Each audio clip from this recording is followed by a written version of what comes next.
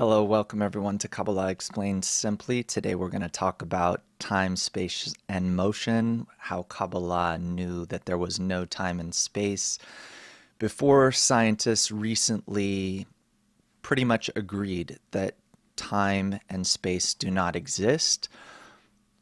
I think Einstein called time a stubbornly persistent illusion. So it's one that exists. No matter what, I feel that I exist within time and space, and it seems to affect my life. So how can understanding that it is an illusion really help me? This is what we're going to talk about today. I'm going to give you a little taste of a course that we have in KabU called Emergent Universe, where we really go into the finer resolution of this topic.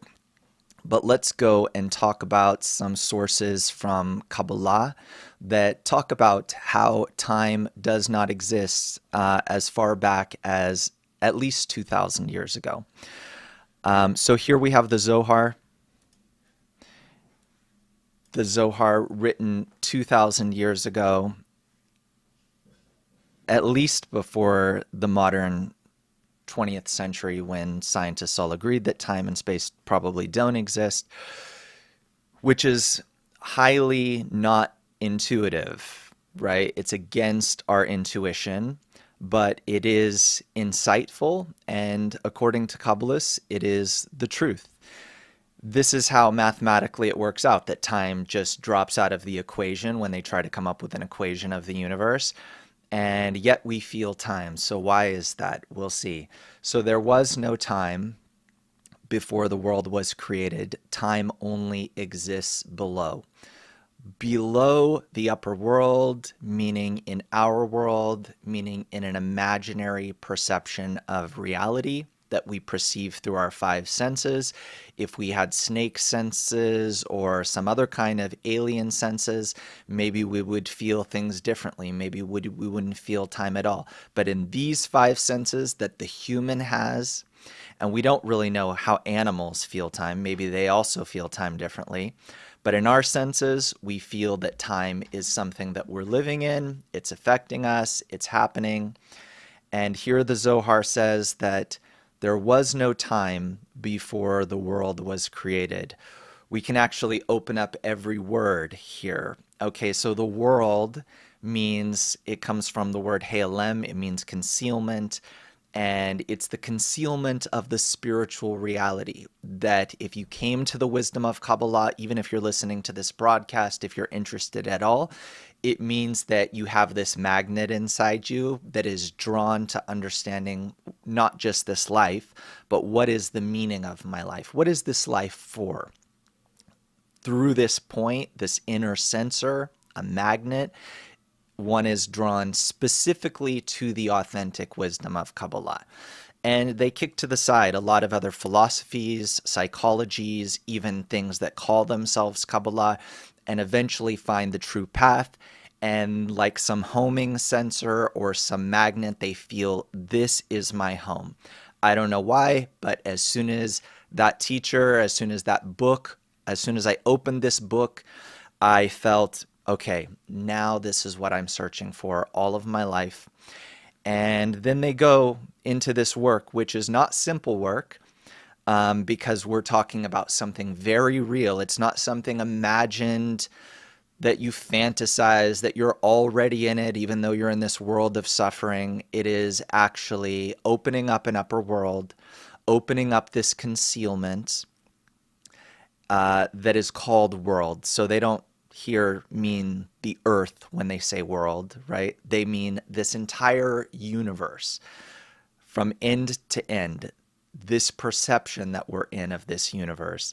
This is called the world. So there was no time before the world was created, meaning this concealment over the true reality, to where we live in truly a shadow reality, an imaginary reality. We'll explain a little bit in a minute what is this reality that we're living in, that it's an imagination, but what specifically kind of an imagination is it?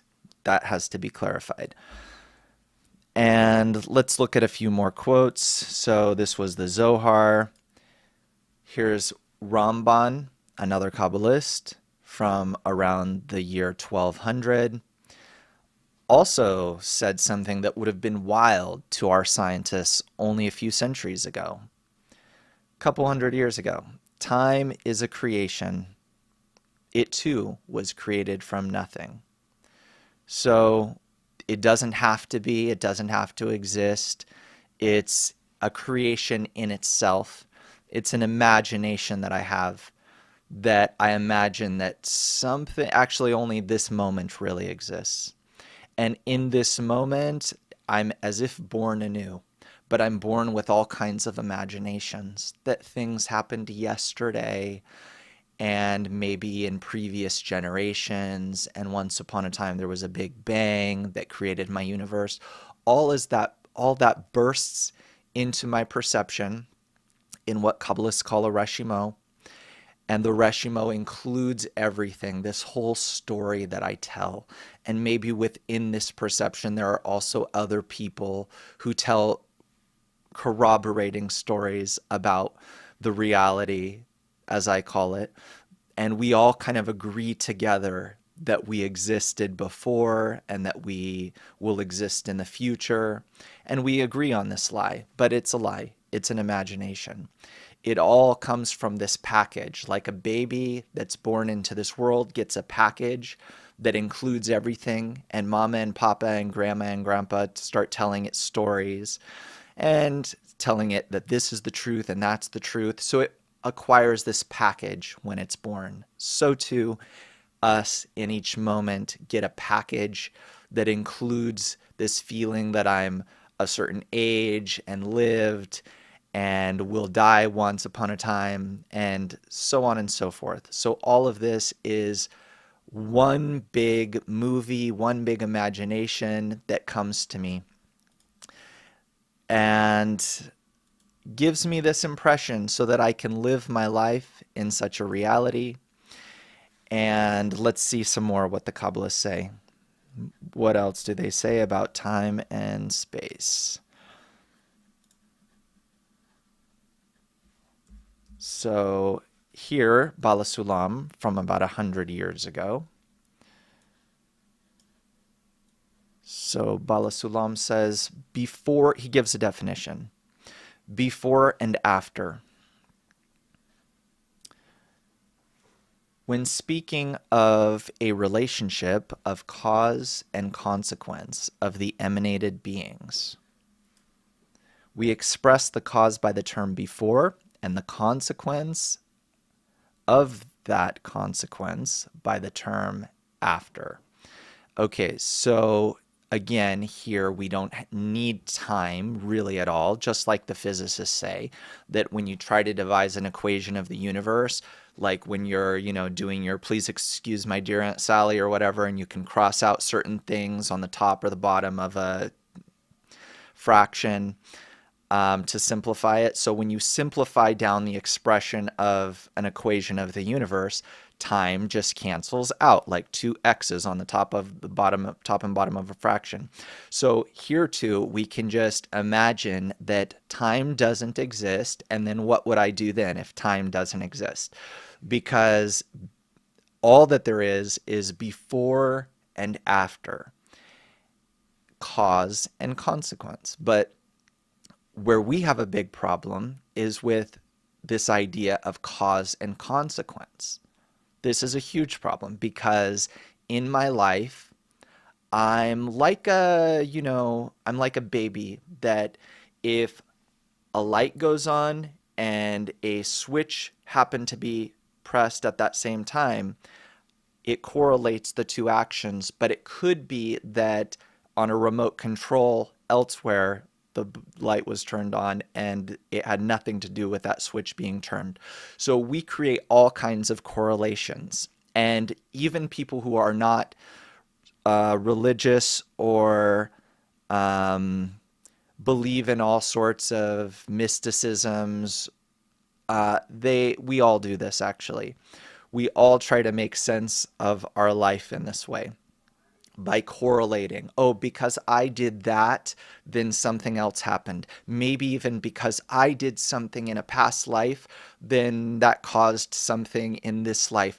Or I need to accept some suffering that's happening to me now because probably I deserve it from something that I did before. So there's this concept, it actually comes from Eastern philosophies, like Indian philosophies. It doesn't come from Kabbalah. There's this, and it doesn't exist in Kabbalah, by the way. But I'm bringing up not to, bash the Indian philosophies, but because it's deeper than that. Actually, those philosophies emerge out of something deeper in the human, where we correlate and try to explain things that happen to us by justifying things that maybe we did in the past or were thinking and so on. And if I can't find anything in my life that might have caused it, then I say, well, maybe it was some kind of like a past life or something, and therefore I need to accept the suffering, live with it, maybe even embrace it. But this is all just, the fact that somebody once died a few weeks after they walked under a ladder, or a black cat walked across their path. So were born various superstitions. And we all have superstitions. The problem is to clean ourselves of all of these superstitions so that I won't be satisfied with that as an answer. Because if I'm satisfied with those answers, then I don't search for what could truly be mechanizing my reality and making things happen. So we have a problem with cause and consequence because we're correlating all sorts of things. And it could be that let's just not say none of the things that I'm doing are causing the way that I think they're causing things. But really, let's say it's almost that. It's almost that for none of the reasons that I think I'm going to have money in the bank tomorrow, am I going to have money in the bank tomorrow. And yet I need to do everything that I'm doing the way I'm doing it because I'm living in a reality where it seems to be the case that way. I know that if I don't go to work today, then tomorrow I'll be fired and there won't be money in the bank. But maybe at the end of the day, when we reveal the true reality, it won't exactly be that way. And let's see what really is the problem with cause and consequence here, because we think we know what's causing things in our life, but really, and we'll circle back to that in a second. So the Zohar said 2,000 years before that, before Bala Sulam, the Kabbalist Bala Sulam, so it said before the world was created, he and his name were one. Okay, and this will help us understand like what time really is. So, meaning the creator and the creation were one thing, no distance between them, no separation, and thus no time. Because time is something that we only feel when we're already in the reality of this big bang, like you see on the screen behind me, where all of the stars start spreading out. And then, bigger molecules form from gases and they start producing these stars and the planets. And then eventually vegetation appears and animals. And then finally, at the end of the whole story, humans emerge. And all this is a product of this spreading out from this initial point of the Big Bang. And we start feeling our lives as suffering and dependent on the moon and how these planetary objects are traveling around the sun. And we count the days and months and years until we find ourselves in the grave because the time has passed. This is how we perceive our whole reality. And along the way, we suffer a lot and we try to avoid the suffering as much as we can. But before this perception of reality, which is an illusion, complete illusion that I'm not even really, it's like a dream, Kabbalists say. Before this reality we experienced, before the world was created, he and his name were one, meaning there's the creator and there's the creation, and they used to be one thing with no separation between them. Now let's see how time is actually emerging from this, how it is actually created.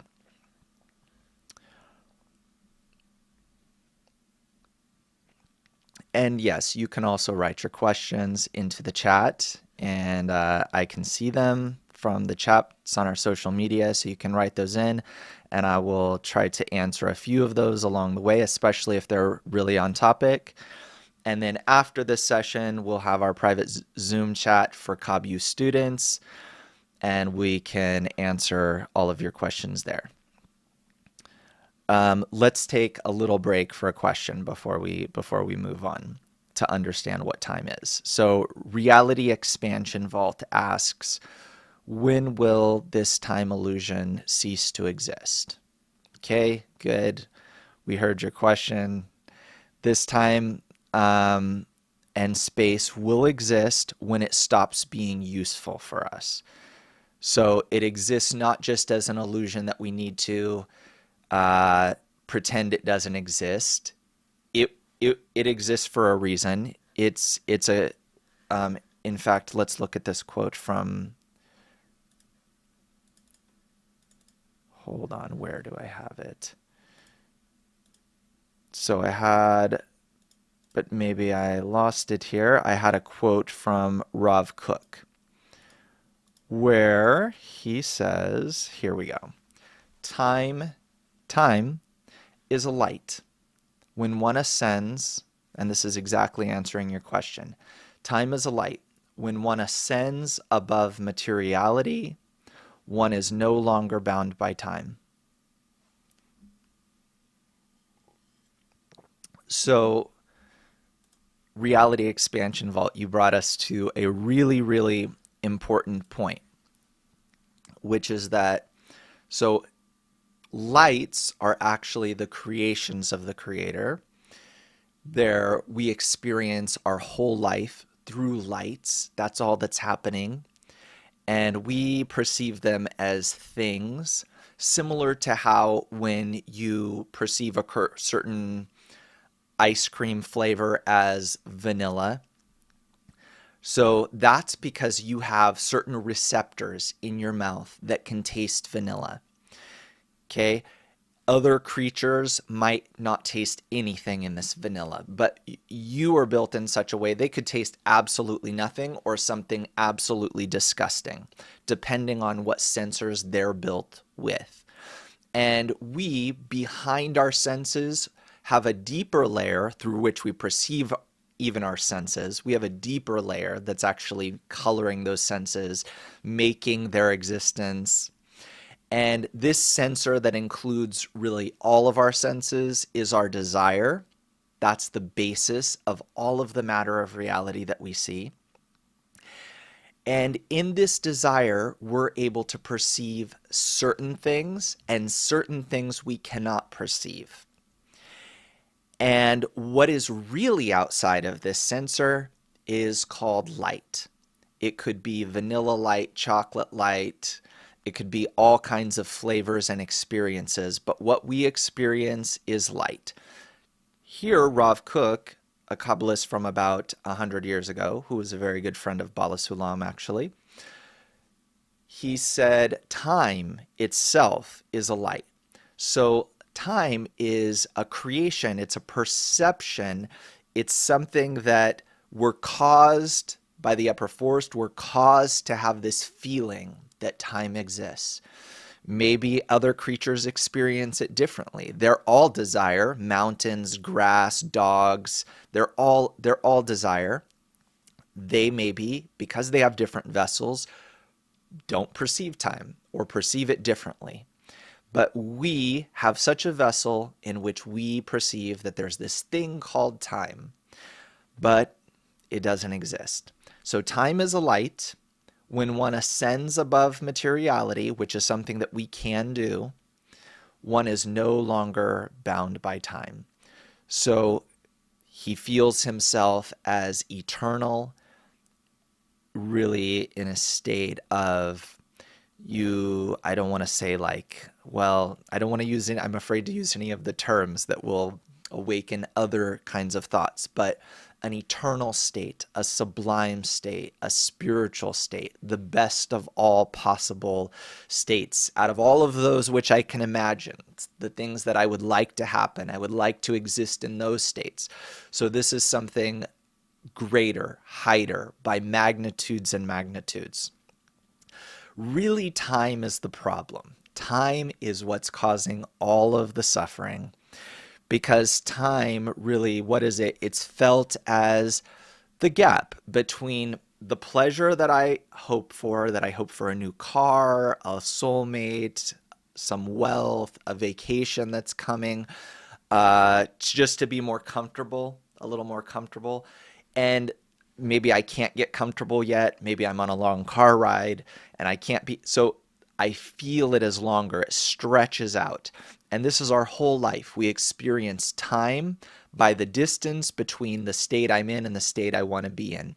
So time flies when you're a child and it's your summer break and you feel yourself going from one pleasurable state to the next.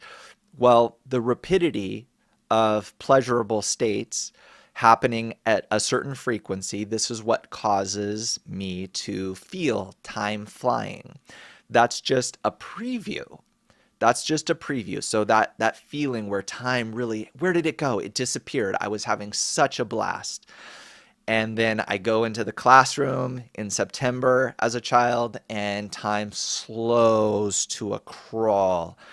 And I feel these deadlines and the pressure from teachers making the clock just tick, tick, tick, tick so slowly. And the year takes so long. So that's because there's a bigger gap between pleasurable states. So this is how, there's a lot to this. How do we actually overcome this in our feelings so that we can always feel time flying, such that that's only a preview. That's just a mini example in corporeality that you're given from above. You're allowed to feel this sensation of time flying so that you'll have an example, so that you'll get a taste of the fact that time is imaginary and there's a way that we can completely transcend the time as adults. We weren't supposed to only do it as kids. Okay, we're supposed to actually do this as adults. So that's an answer to Reality Expansion Vault.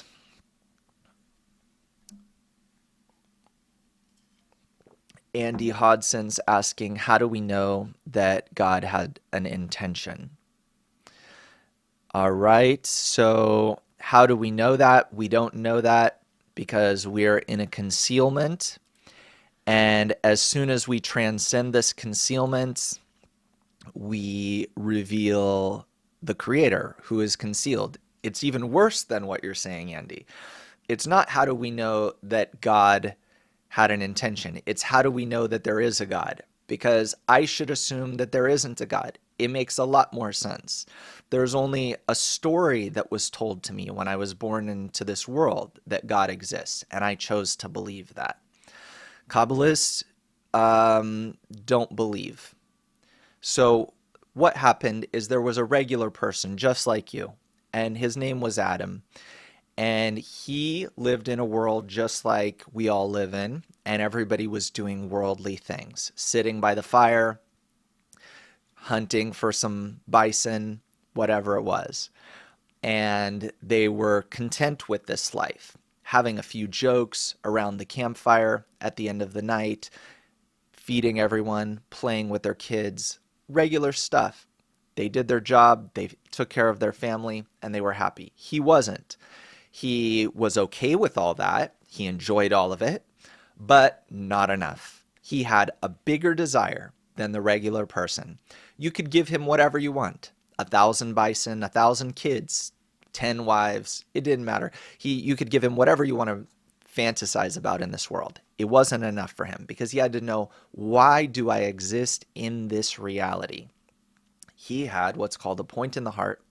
And this point in the heart, if you have it, it causes a person to ask this question.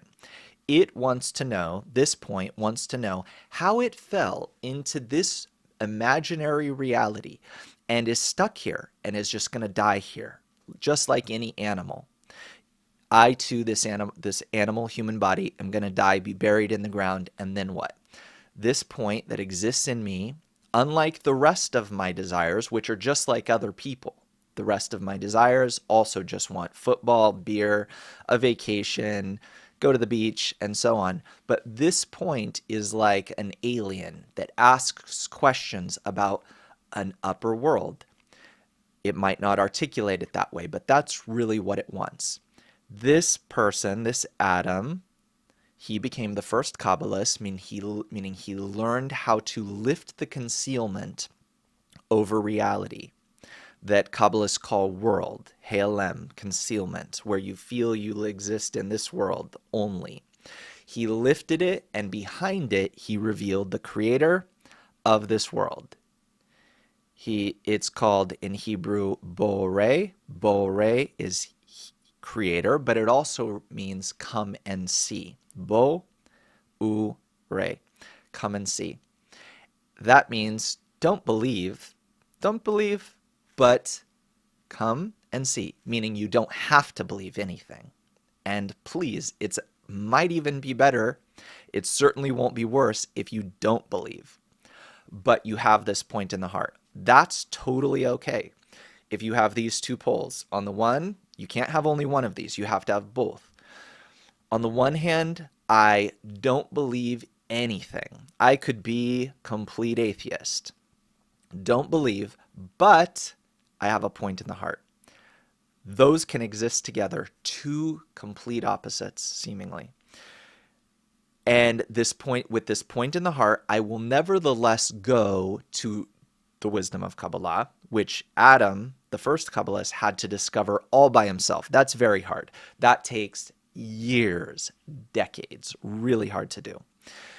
But with this wisdom that he and others laid out and created a pathway and inlets that are much easier, and books and lessons that through which you can draw what's called an upper force, called the reforming light, the Or Makif.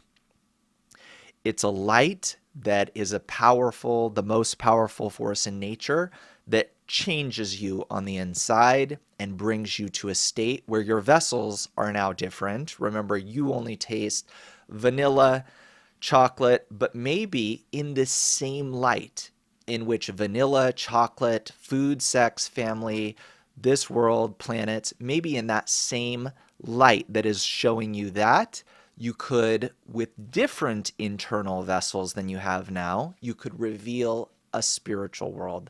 That spiritual world creates our world, and that's why it's called creator. It's not a man, but it's an upper world, and with attaining it, you also attain its intention. You attain its intention because you get to know it completely, just like your dad, your mom, your sister, your wife, whoever it is. You get to know them better and better. You understand you start feeling them. You start getting to know them. You build inside you a model of that person. And you can do this to such an extent that you know their thoughts. For example, let's say I want to go get a motorcycle right now. I don't have to ask my wife. I can just imagine myself as I'm clicking the button to purchase this motorcycle and have it delivered. I can imagine the anger. And it's not an imagination. I can feel my wife. You can get to feel someone. And so in this way, and let's say in our world, we don't do this to the level we're talking about. It's not yet called attainment. But you can get a little corporeal example from this. Similarly, when you attain the spiritual world, just like the more that I'll hug my wife and spend time with my wife, the more you'll spend time in the spiritual world and hug this upper world, like you're hugging this reality right now. You might not feel it, but you're hugged up to this reality very, very strongly. In all your senses, you are in it. It is in you. You're one with it. Similarly, and that's why it's all that you feel. Similarly, you will hug the spiritual world, hug it, and it will be in you and you will be in it, and you will understand it even more deeply than your beloved wife, your beloved child. That's how you will know. Okay, there's a lot of questions coming in. Let's see if we can get to them. But first, let's make sure we deliver on our promise. So we're talking about time and how time works. So time, and we said before, we said that Bala Sulam described time, which he calls here before and after. Before and after, he says, when speaking of the relation of cause and consequence, we express cause by the term before and the consequence as after. But the problem in our life is that we're totally confused about what causes what. We have a religion about our life that is truly worse than the ancient Egyptians about the Nile, that they thought if they appeased the god, then the Nile would flood, or they thought there was a god of fire. And there's all kinds of such beliefs, and we're not actually any better. We think that we evolved a lot. We're going to find out that we are really like ancient people. We are truly like very ancient people. And what's even worse now is that we think that we're really advanced. There's nothing worse than that. That I'm like a child that's sitting in a physics class, particle physics, and I think that I already know everything. So then I'm blocked. I can't learn because I think that I already understand. So we're going to have to, if we want to become Kabbalists, we're going to have to become very humble. This is the biggest problem. We have to become very humble to be ready, because it won't be shown to me if I'm cocky. Meaning, if I'm already happy with myself, that I think that I understand, then the true reality isn't going to come and upset that conviction. It's only going to come on the condition that I'm open to it, that I have a hole in me. But I don't have a hole in me. I'm filled with my wisdom, my confidence, what I think I know, what I think I attain. And the upper force isn't going to ruin that. So a person isn't shown something that is opposite to what they believe. And so, I'm going to brush through these things and tell you some things that Kabbalists say.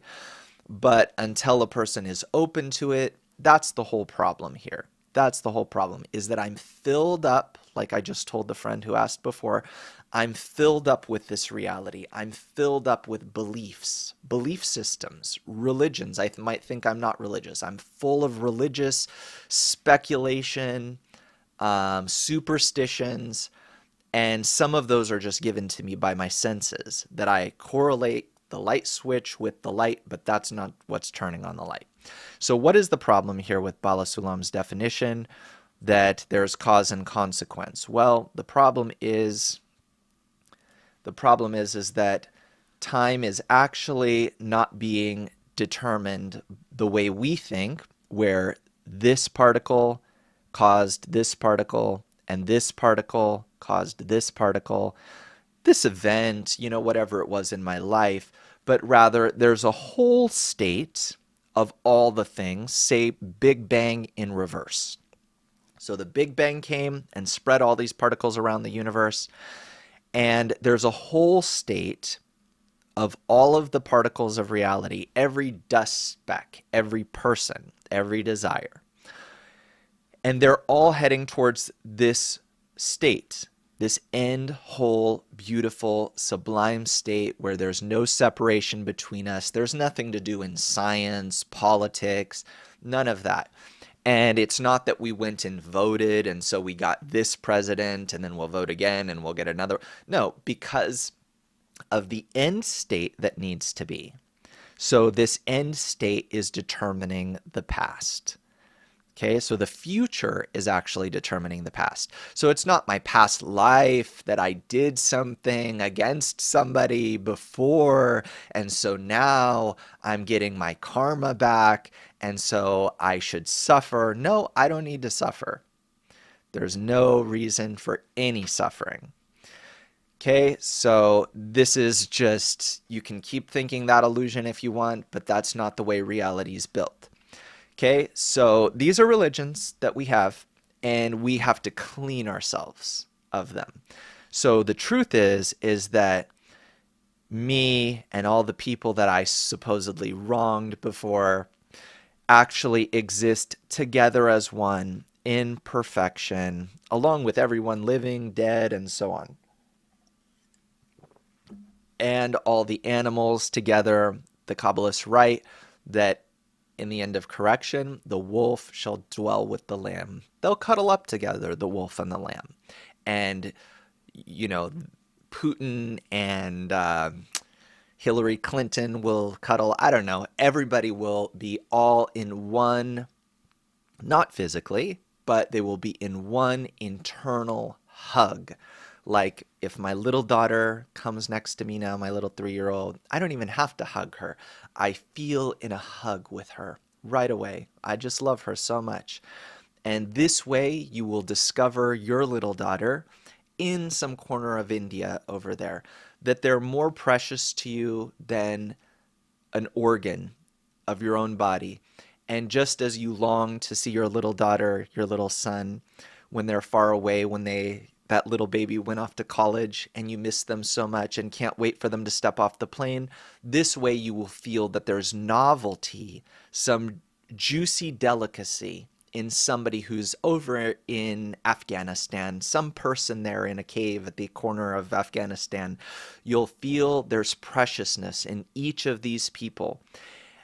It's a salad bar of the most dainty delicacies that can be. This is how you'll feel all the people, all the particles of reality.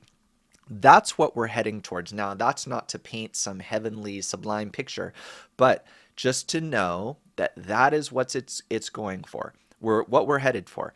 And it's not like we imagine some bliss state actually as negative. Not everybody's drawn to that, right? Because where's the juiciness? Where's the seduction and the spice? No, this state has it all. It has the spice with respect to the savory, with respect to the sweet. It's the ultimate spiritual umami flavor. And that's what we're headed towards. So it's not anything you might be able to imagine, because we can't imagine these opposite states existing together. Now, let's talk real quick. How do we get to this state? It's hard to imagine that it could happen in my lifetime, that I would be able to bring it about.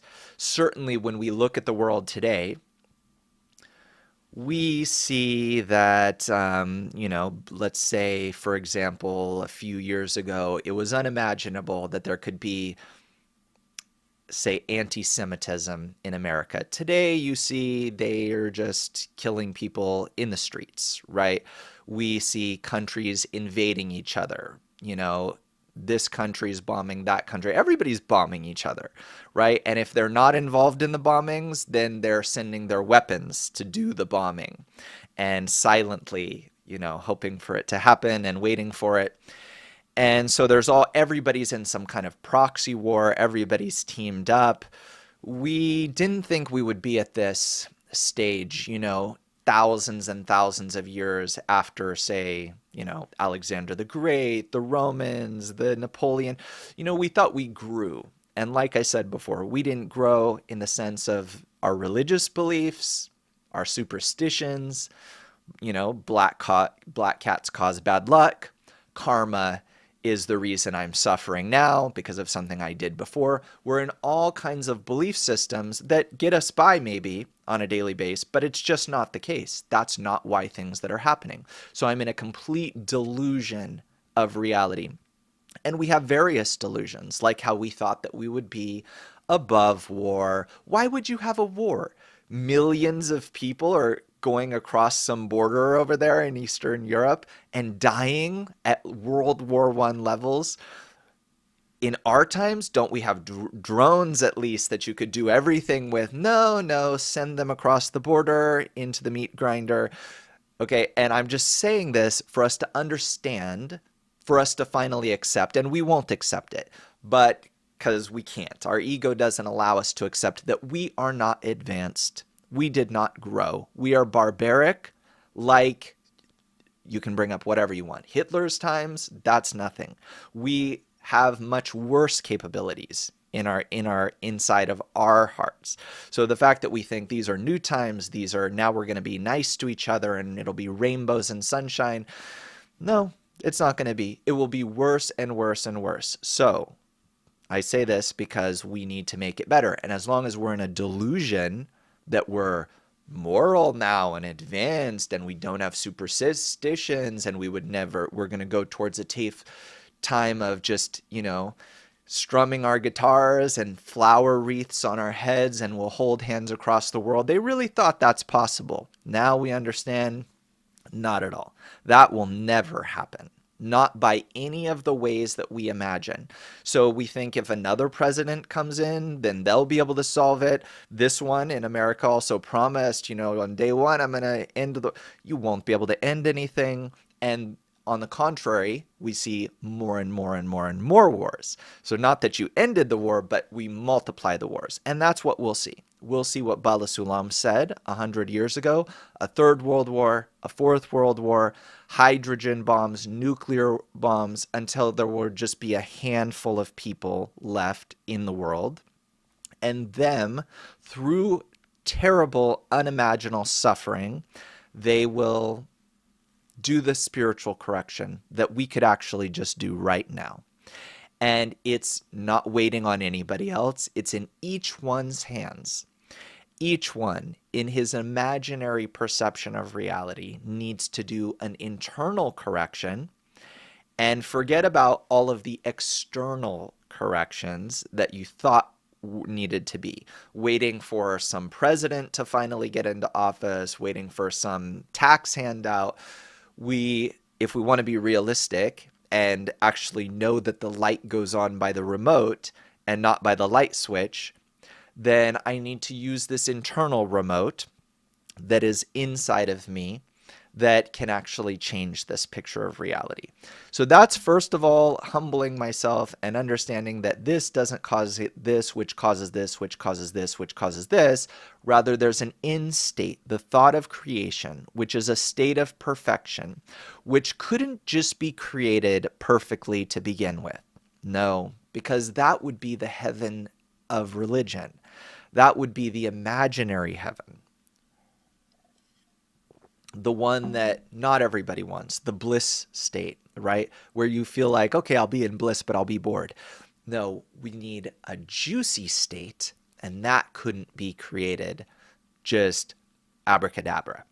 Okay, so the creator actually created a rock that he can't lift.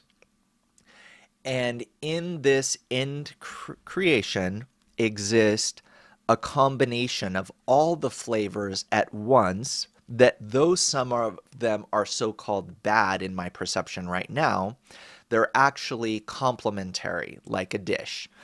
So let's jump to how we actually do this. Okay, how do we actually go from these broken states, which is what I'm feeling, in any state that feels not good to me in even the slightest way? It's a broken state where I feel time working on me, time being the distance between the bad state and the good state. The increase in suffering depends on how far away is the good state in my perception.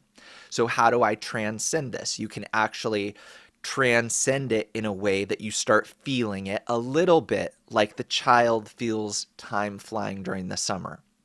Okay, that's a little hint from the creator, from nature, that is possible. It's just a hint.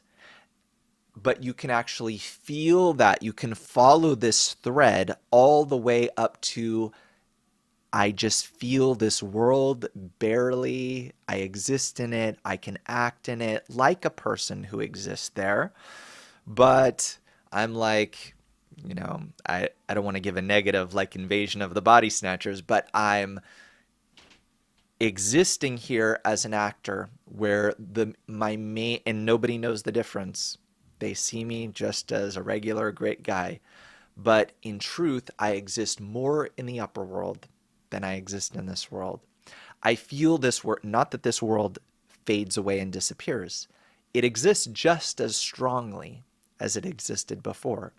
But relative to the spiritual world, this world is weak, like a dream that I just emerged from, that now I know, because I'm in a stronger reality, that that dream was just a dream.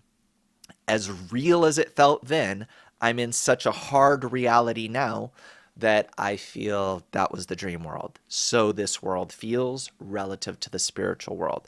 Now, how does it happen in practice? It's not a simple process, okay? Because if you value this as much as it actually needs to be valued, then you'll know that it couldn't possibly be simple. It couldn't just be YouTube channel, the top 3 things to do to, elevate to the spiritual world. No, this is very serious. This is more serious than anything one could do in life. So how does it work? It's through what are called ascents and descents, where I feel, and we need to define what is an ascent and a descent.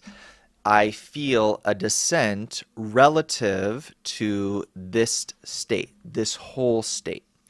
So I feel a state that is not whole, and I need to come to feel a state of wholeness. How do I come to feel a state of wholeness from my state of suffering? Well, first I need to rise a little bit towards spirituality. I do this through, first of all, our courses, texts that are written by Kabbalists.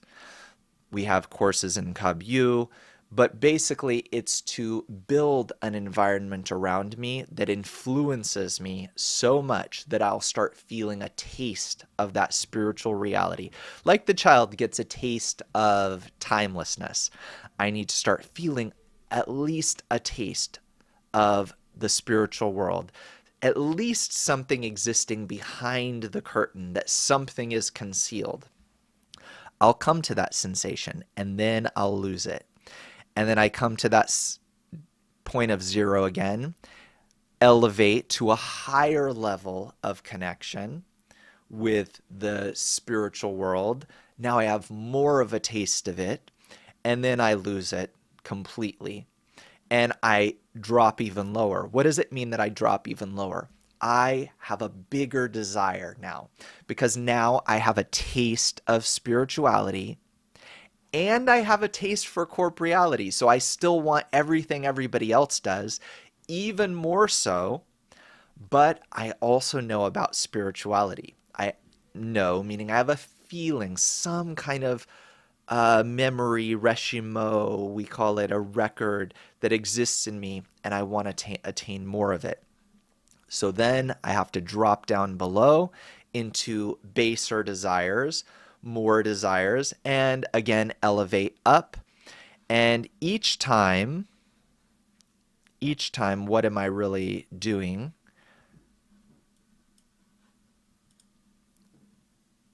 Each time what I'm actually doing is, well, I don't know if I should introduce this, but I'm really elevating 2 points that exist in the desire. We don't know that we have these points, but there's this point called the desire, the level of Malchut, and there's the Keter. Okay, and the Keter is the point of connection. Malchut is the disconnection that we feel regularly. Malchut is the whole of reality that we currently feel, with all of its suffering, its shattering. When I can unite all of this in what Kabbalists call there is none else besides him, Enod Milvado, that I can unite all of these things in my heart under one upper force, It's called that I unite the Malchut and the Keter together. Now, this is not how we're used to relating to things. We're used to going toward the good and away from the bad. Here, all of it unites together, such that I see all of the people in reality as integral to the whole, that they all belong to a single system. Imagine not wanting to cancel out this, this political person or that or that country or this country or that bad neighbor or that good neighbor, but all of them exist as one system together, such that you don't need to change anyone except yourself. They all exist in perfection when you consider the whole state towards which they're going. So really, these ascents and descents are, I just made small this diagram with the whole state and the shattered states. So really, I should have made them a little lower so that the shattered, half whole state is somewhere here along the way. And when you get to the actual top, the peak of the connection, I'll explain in a few words how you actually do this in a sec. But when you get to the full state of connection with everything, where you've justified the whole of reality, united it inside you, connected everyone together, where you don't want to cancel anyone out, but you want them all to exist under one upper force in your heart, that you actually, through an upper force of nature, you reach actual love towards all of them. Towards the whole of reality, you become this force of love. So this is one step. And then you descend again. And you do this on higher and higher degrees until you reach this delta between the two that is very great. So there are actual degrees. You can't count them, but there are degrees here, a number of degrees that you have to go through before you reveal spiritual degrees. So let's say this is the last degree before revealing the spiritual world. Okay? So time then can be given by this equation. So time is a function of the power, the intensity by which you make these connections into one whole. And you can stretch time, out of which you'll have all kinds of offshoots that you experience in your life. You can stretch it by not going toward this connection. Now, everybody else, besides those who actually seriously study the wisdom of Kabbalah, is on this kind of flat line. They don't really have ascents and descents. They feel depressed, happy, depressed, happy. That's true. Because through that, nature evolves us toward this true work. It gradually crosses off the things by which I feel that I can make myself happy. Okay, I had vanilla ice cream, didn't make me happy. I had a cigarette, didn't make me happy. I had some alcohol, didn't make me happy. Okay, I was drinking tequila for 100 days straight, that didn't make me happy. In fact, the more I receive, the sadder I get. That president got into office, didn't make me happy. So eventually, we give a few Nobel Prizes out, we go to outer space, we do a few wars, we discover that actually none of this is going to make us happy, and then we embark on this true path. So time, ascending above it, is only for those who are studying the wisdom of Kabbalah and reach a certain frequency. Okay, so it's inversely related to the slowness of time. So if I reach a higher frequency of power, of internal connection with all of the parts of reality, which I need to start doing actually in a group. This is why in Kabbalah we study in a group. You have to start with a mini model or a microcosm of the whole of humanity, the entire universe. And if you can do that connection, that internal connection, which we study the science of, there's a really clear science of how to do this, then then you can determine yourself above time and space. They're both, it's time space, they're connected. And it's according to the frequency and power by which you unite all these things together.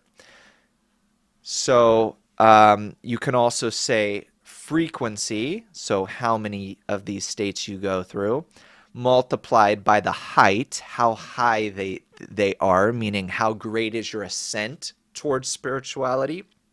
And that is determined by your descent, how low you go. So that determines the amplitude. Okay, so this needs to reach a point actually where you're not going through long states of flatlining. Now, it generally is the case that when you make a spiritual ascent and then you descend, you go through kind of a flat in-between state where you're like hazy and you forget that there's even Kabbalah maybe. And until you make another ascent, it takes time. So then you go back to the path of suffering that everyone is on, where you really think that having a different president will solve something. You're convinced that at least a little bit better, right? Or when you get some X, Y, or Z, your life will get a little bit better until you wash yourself of that and understand that while you're doing whatever you can do in this world to make things okay, you really need to focus on a spiritual ascent, because that's where all of the prophets really coming from. It's coming from spiritual yearning, an action towards the upper world. Only through this are you going to make a change.